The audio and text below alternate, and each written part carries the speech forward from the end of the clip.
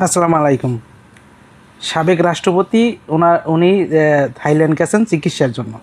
তখন এই সরকার তার নামে গুজব ছড়াইছে যে তিনি নাকি দেশ ছাড়ছেন এবং পালাই গেছেন। এই এই পালাই যাওয়ার মানে গুজবে এখানের ইমিগ্রেশন অফিসার থেকে এবং কিশোরগঞ্জের যে ওইখানের যে কমিশনার ছিল, পুলিশ কমিশনার আর ইমিগ্রেশনের পুলিশ, সবাইকে তারা বরখাস্ত করছেন। এদিকে আবার কি করছে, এই যে নুসরাত ফারিয়া তারও জেলে জেলে ঢুকাইছেন।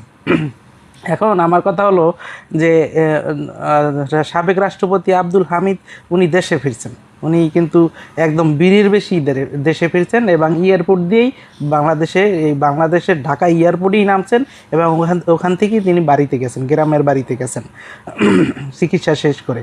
এখন যারা এই যে শাস্তি পেল, এই যে পুলিশ কমিশনার, ইমিগ্রেশন পুলিশ এবং এই যে নুসরাত ফারিয়ারে যে জেলে ঢুকানো হলো, তাদেরকে এই যে শাস্তি যে দিয়েছে স্বরাষ্ট্র উপদেষ্টা, এই যে একটা মানে কেমন একটা সরল সহজ টাইপের একটা মানুষ, এর কি শাস্তি হওয়া উচিত বলেন?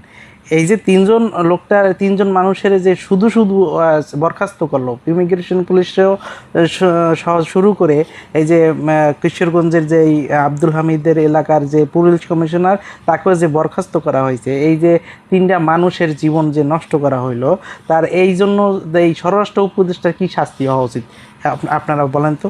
তা যদি আজকে এই আব্দুল হামিদ দেশে না ফিরতো, তাহলে তো সবাই বলতেন যে তিনি পালাইয়েই গেছেন। কই, তিনি তো চিকিৎসা শেষ করে আবার বীরের বেশি বাংলাদেশে আসছেন।